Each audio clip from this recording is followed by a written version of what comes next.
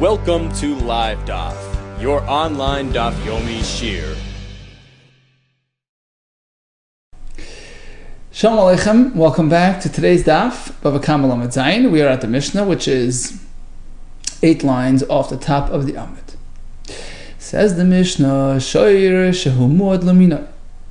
A shoyer is known to attack any animal of the same type. So all his contemporaries, his colleagues. So he's known to strike at his fellow oxen. But he doesn't touch other types of animals. Or he's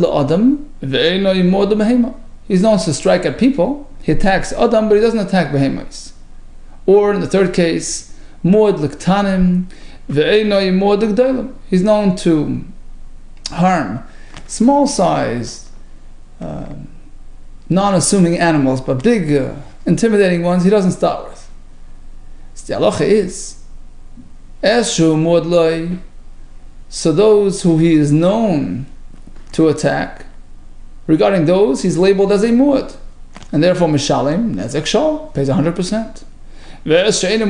However, to those who he's not considered a muad, mishalim chatzi nezek, he pays only half. Amru lifnei Rabbi Yehuda. Rabbi Yehuda's students asked him, what about a case like this? Harei ze muad l'shabbosos, ve'eino muad l'chol. On Shabbos, when he's not being put to work, he's on vacation, he's all full of himself, and he's ready to attack. So he's known to do that on Shabbos. Ve'eino muad l'chol, but during weekdays, he's pretty much passive. What is his status? Amar lahem, he says exactly that. If he strikes on Shabbos, he's a muad, full liability. But during the weekdays, he's called a tam, which generates chatzi nezek. A masai hu tam. So this shor, who has been labeled a Shabbos muad, how does he lose? How do we revoke that muad status? If he behaves 3 times on Shabbos, so 3 Shabbosim where he was confronted with animal and he didn't attack, so now his muad status is revoked. So the Mishnah gave us several examples where a shor is known to be violent with respect to one category, one type, but not to the other. We have a machlekes. Itmar Rav Zvid Amar ve'enoi muad tanan. The default assumption is, if you're a muad for one thing, you're a muad for something else. If you're known to be violent, you're violent all around. So stama is a muad for everything. The Mishnah is speaking when he was proven not to be a muad for the other thing. He's only a muad for his type of animal, but we know for a fact he's being confronted with others and he doesn't respond violently. In that case, we say he has a split personality, he's a muad for one thing and not for the other. But if it's not been proven as such, we assume he's a muad all around. Rav Papa Amar, he disagrees. Einay muad tzanan. No. If you're a muad for one thing, that's what you're a muad for. You're not necessarily a muad for everything else. Einay muad tzanan. The Mishnah is simply stating a fact, the halacha. He's a muad for this, means he's not a muad for that. And the Gemara explains. Rav Zvid Amar ve'einay muad tzanan. He's known not to be a muad. That's the case. Hastama, but otherwise, we assume he is have a muad. Rav Papa Amar einay muad tzanan, which means the stama will have a muad. Unless proven otherwise, we assume that he's a muad only for those which he has been known to be a muad for. Now, Rav Zvid daik misef. He sourced his halacha from the second part of the Mishnah. Rav Papa daik mireisha. Papa came from the first part of the Mishnah. How? Rav Zvid daik misef. The Diktani, the Mishnah says, in the third third example, so the animal is known to be violent with respect to small-sized opponents, but not with respect to large, intimidating ones. That's the Mishnah. Now, it certainly will work if the Mishnah meant to say that we know for a fact it was established that he was not a mu'ad for the G'daylim. That's why he's treated as such. That's why he's not a mu'ad, because we know he's not. Hastama, right? But otherwise, what's the baseline assumption? Hastama, you have a mu'ad. He would be a mu'ad. So if that's what the Mishnah is telling us, it sounds right, because Hakamashma, the Mishnah is now teaching us that the running assumption is that even if he's only established as a mu'ad for Ktanim, it applies to G'daylim as well, which is a chiddush. Right? Don't think he's intimidated from the G'daylim. No, if he's violent all around. However, the point of the Mishnah is simply to state a fact, to teach us. A mu'ad for Ktanim is not a mu'ad for G'daylim. Amris ein a mu'ad Ktani stama lo have a mu'ad, that the stam is that he's not a mu'ad. That's the point of the Mishnah. Why even mention this? Once we discussed a similar case in the first example, if he's a mu'ad for his types of animal, that means he's not a mu'ad for other types, even though they're both the same size. Miktanim l'ktanim da'alma stama levi mu'ad. The stama is that he's not a mu'ad just because he's violent for the ktanim here of his type doesn't mean he's going to be violent with respect to ktanim of a different type of animal. So once we know that, even though they're both the same size, they have a similar element, still you can't draw conclusions from one to the other. Certainly if they're larger in size, of course, it's a totally different league. Why does the Mishnah even have to mention that when he's a mu'ad for small ones, he's not going to be a mu'ad for big ones? Of course. Rav Papa responds, Isrich, yeah, there's a point in bringing out this halacha. There's a chiddush. Perhaps I would say, once he's been proven to be violent with respect to his own type of animals. Let's assume he's just all out. Whether they're large, oxen or small ones. That's what I would think. Within the same category of animals, it's in the same class. Why would we differentiate? Kamashman the chiddush is not. Size is a factor. Larger animal is more intimidating. Who says he'll pick a fight with a large animal? So Rav Zvid had a diuk which Rav Papa responded to. Rav Papa, on the other hand, daik mireisha. He proves his point from the first part of the Mishnah. Tani, the Mishnah says, mu'ad la'adam, ain't a mu'ad la'behema. If you're a mu'ad for a man to strike against Adam, you're not a mu'ad for striking animals. So certainly if the Mishnah meant to say a halacha, mu'ad for Adam is not a mu'ad for behema, stomach have a mu'ad, right? Hakamashman, the chiddush of the Mishnah that will be dafilu me'adam behema nami. Stomach have a mu'ad. This is a big chiddush. Even if he's known to strike at people, and a person is harder to attack. Rashi says a person has a mazel, has a malach protection. Still, the animal goes and hits him. But his mu'ad status is limited to Adam and not to Behemah. That's a chiddush. Eli amras ve'inu mu'ad katani. However, says Rav Papa, the Mishnah meant to say, now we know for a fact that he was not a mu'ad for Behemah. It's proven. He was confronted with Behemah, so he didn't attack. But unless it's established as such, we assume the running assumption is, the default assumption is, hastam have a mu'ad. Being a mu'ad la'adam automatically makes him a mu'ad for Behemah as well. How could you say that?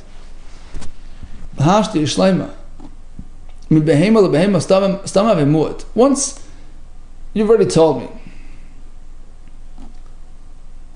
that from one animal to the other, even a different min, stama is a mu'ad, as per Rav Zvid's halacha, right? Whether it's this min or that min, the assumption is unless proven otherwise, you're a mu'ad for everything.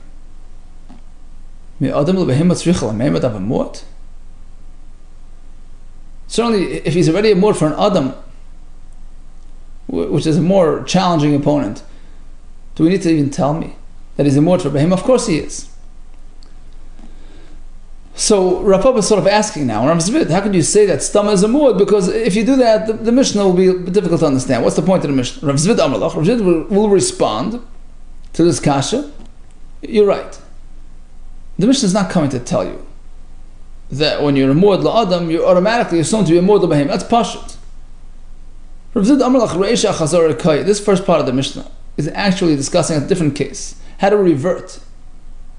How we revoke the muad status as follows. If you're going to have a muad la'adam, a muad l'behema. Suppose he was an established muad for everything.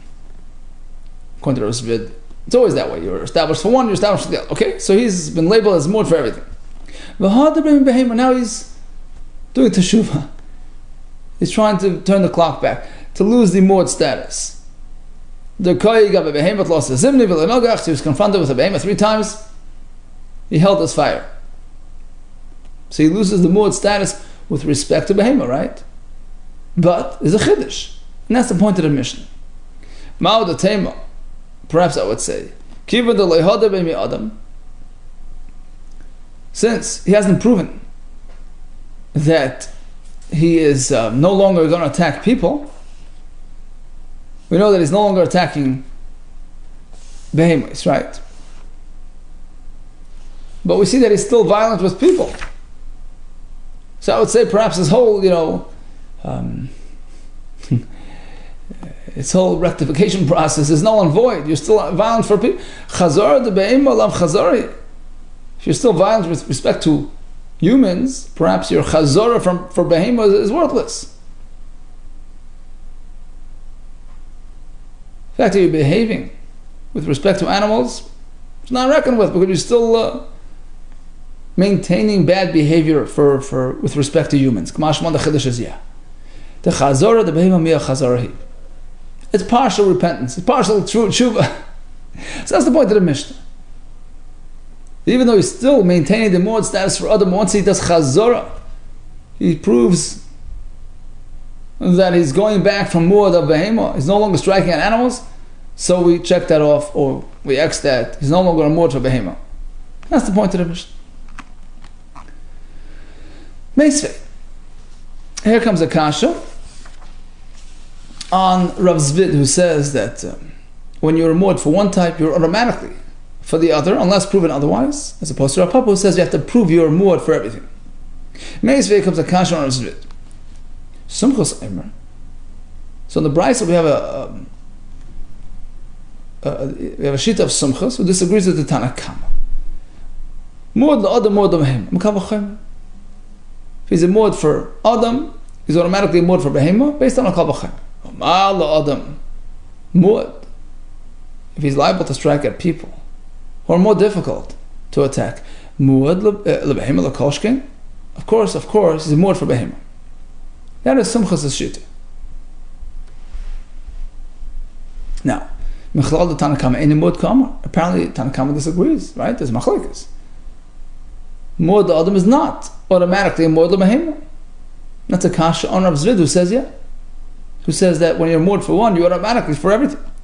Amalach Rav Zvid, so Rav Zvid responds, no. This price is not discussing how to establish the muad status. All agree that once you've established muad for one thing, it covers everything. Just like we said before, we're speaking about reverting, going back, cancelling the muad status. And Sumchos turns to the Tanna Kamma and says, the Kammas, Chazara de Behemoth Chazarahi, in a situation where he's a muad for Adam and behavior, and now he establishes himself as a non-muad for behemoth, he's confronted with animals, he doesn't strike. According to Tanna Kamma, he loses his muad status, at least with respect to animals. On that, Sumchos disagrees. It can't work like that. Chazara de behemoth, lav chazari. You know why? Adam. From a kal v'chomer. Umama adam like a mahader behemoth like kolshka. He's not yet backing off from people who are more difficult to attack. He's still going at it. How can you suggest that he lost his muad status for animals? So he disagrees with this sort of chazara point. Amar Vashi Tashma. Here comes another raya now to Rav Zvid. Okay, this is going to be a raya to Rav Zvid. That stama is a muad for everything. Amar Lefnei Rabbi Yehuda. This is our Mishnah, right? Where the Talmidim asked Rabbi Yehuda, "Is a muad l'shabbosos?" What if he's a mod for Shabbos, not for the weekdays, right? Amar Lahan, he says, the Shabbos is Misham Nezek Shalom, on Shabbos he pays Nezek Shalom, Misham Chatzi Nezek, weekdays is Chatzi Nezek. Now, how do we learn the Mishnah? Two ways to learn it, right? Is it just a circumstantial presentation, or is it a halacha? So if it's just circumstantial, meaning, Talmidim asked Rabbi Yehuda, Rabbi, let's say he's a mod for Shabbos, not for the weekdays, what happens? So it's just a factual presentation. Ve'eni mod is not halacha. Ve'eni mod means, factually speaking, he's established himself as a well-behaved animal during the weekdays. So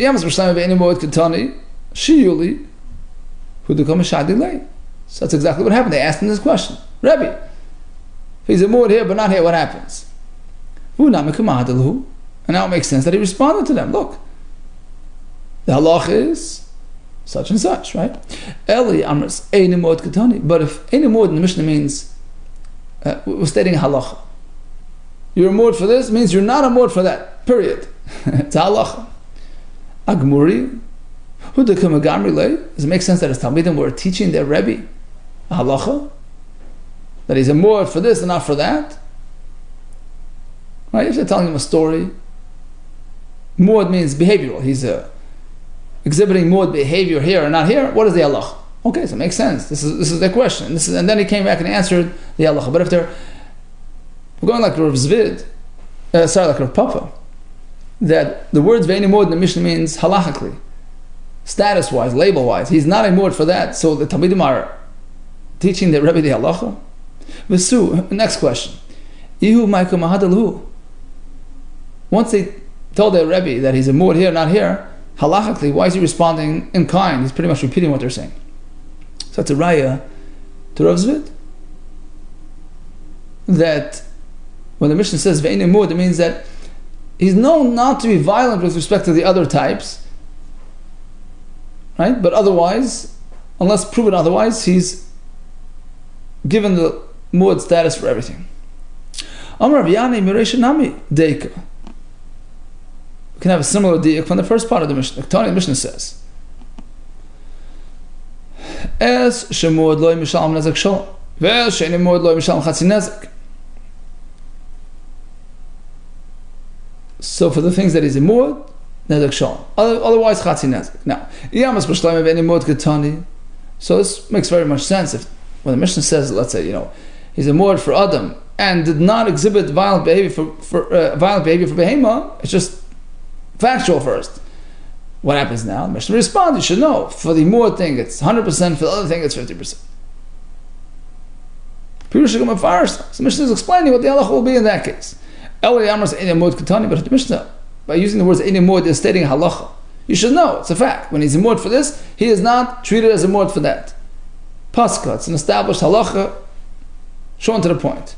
Done. So why is the Mishnah going back and explaining that again? Mai, su, what's the point of repeating as shemod loy, you pay sham nezek shalom, ve'she'enim mod loy, b'sham chatzi nezek? Don't we already know that? You already told me, this is mod, this is tam. We know that a mod pays, right, and tam. Don't we, until this point, haven't we already learned this halacha? That there are different rates? That tam pays b'sham chatzi nezek and mod b'sham nezek shalom. Okay, so this is a raya to Rav Zvid's approach to the Mishnah. Even if you'll insist, they go over Rav Papa's halacha, that stama is not a mod for everything unless you establish yourself as such. But there is a way to become a mod for all animals. So in the following case, where he's nagach shoyer, an animal went on a rampage, right? He had a shor, a chamor, a donkey, a goat, and a camel.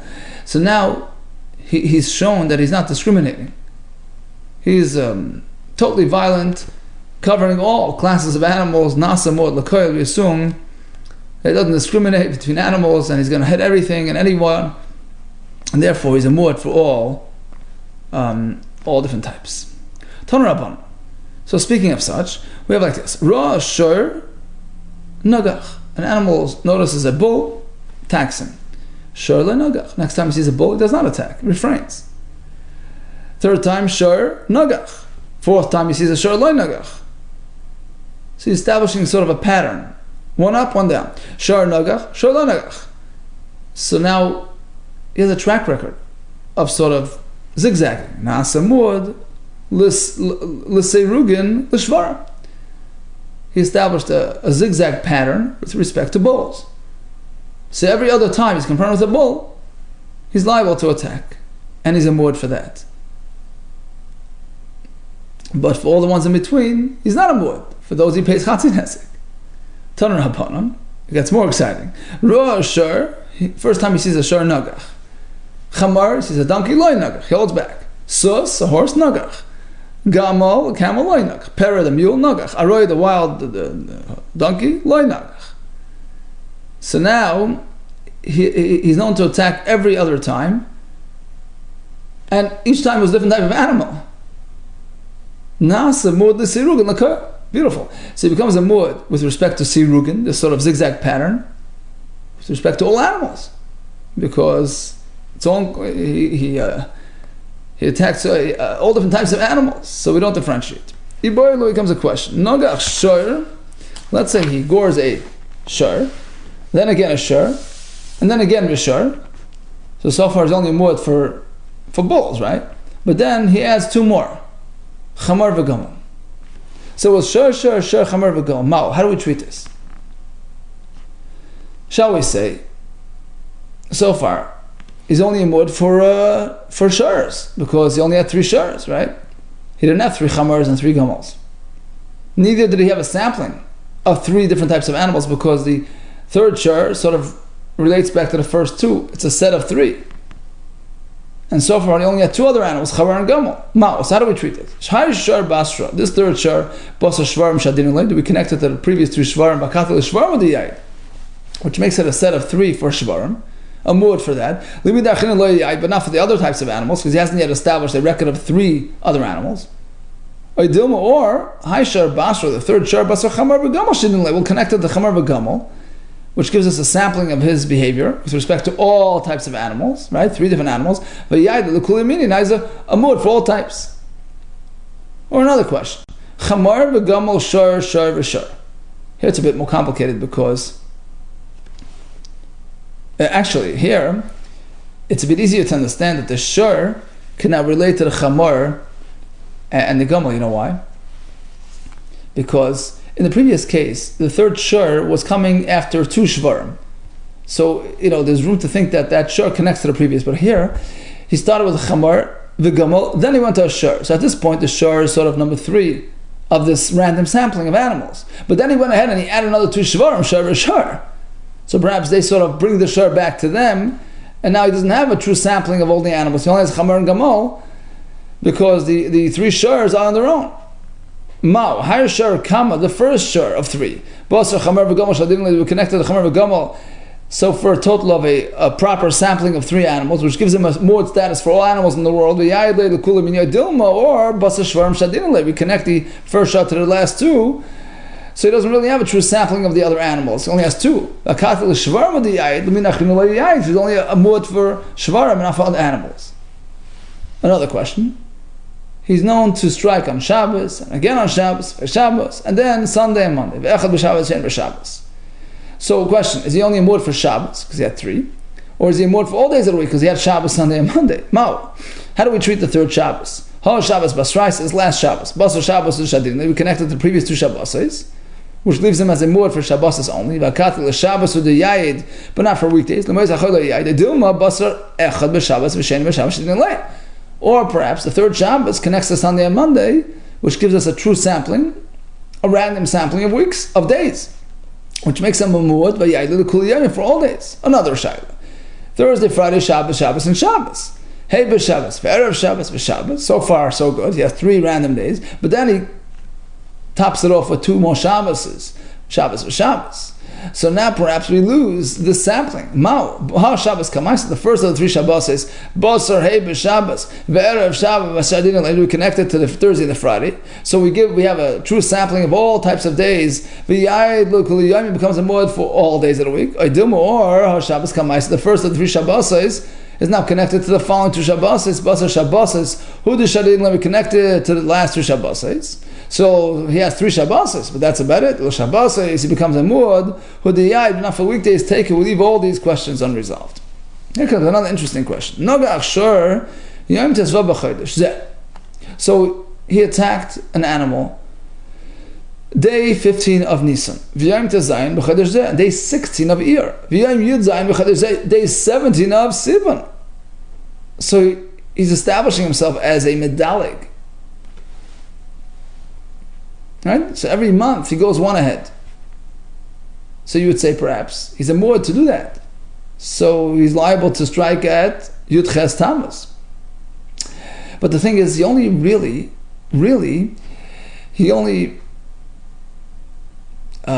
followed this jumping pattern twice, because the first time wasn't really a jump from any previous episode. The baseline was Tesvav Nisan.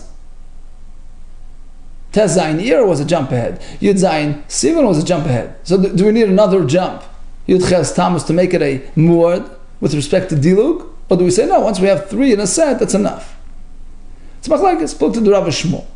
With respect to Anida, the Itma, we learned, Ra'asa Yom Tezvav B'Chodesh Zeh. Anisha experiences Dam Tezvav Nisan. V'yom Tezayin B'Chodesh Zeh, Tezayin Iyar. V'yom Yud Zayin B'Chodesh Zeh, 17 of Sivan. Rav Amma Kabbalah vest. She's now established a pattern for herself, and there are all kinds of halachas. Now we no longer suspect that she saw Dam different days. She has a din of a vest, because it's a 3 episode pattern. Shmuel Amar no. You only establish this dilug pattern if you jump 3 times.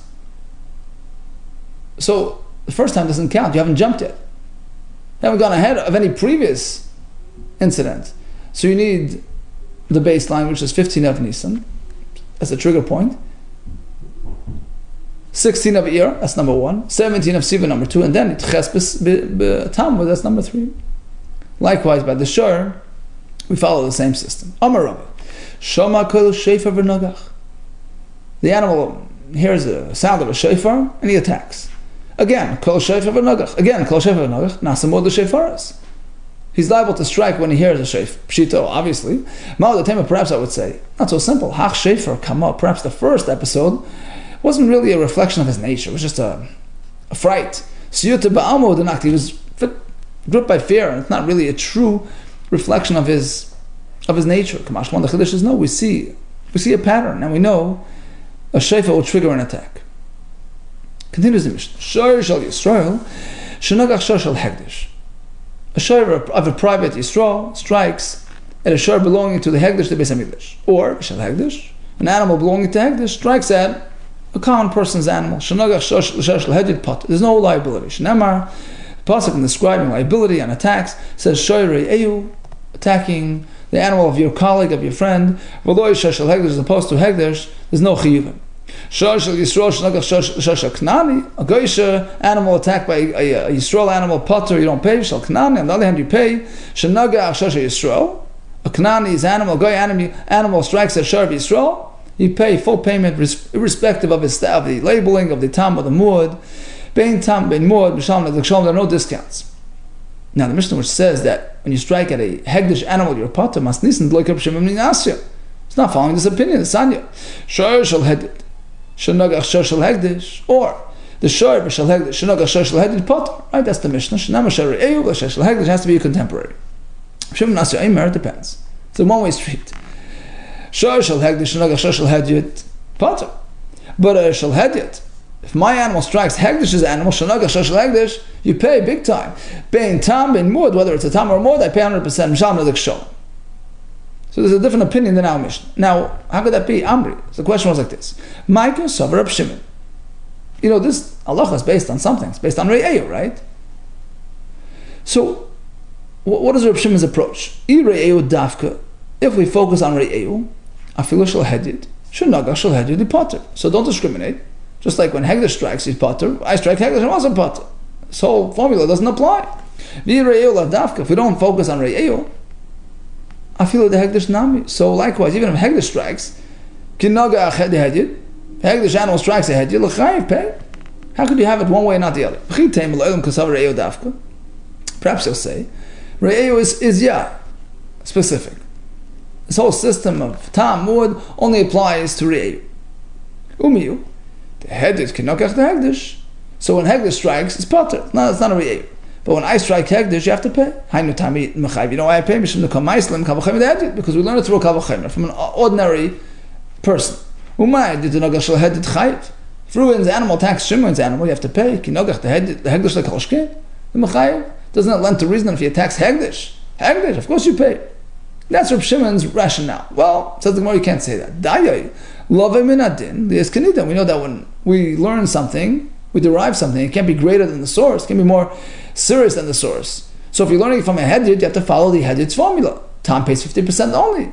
No more. Malal, just like over there, tam chatzi nezek and no more. Here's what when you strike hegdish, chatzi nezek and no more. How can you suggest you pay nezek shal? So what is Rosh Shimon's reason? I'll tell you the reason. The Torah would not say the word re'eu. What would I say? Whether I strike hegdish as a tam, I strike it as a mud, I pay nezek shalom, right?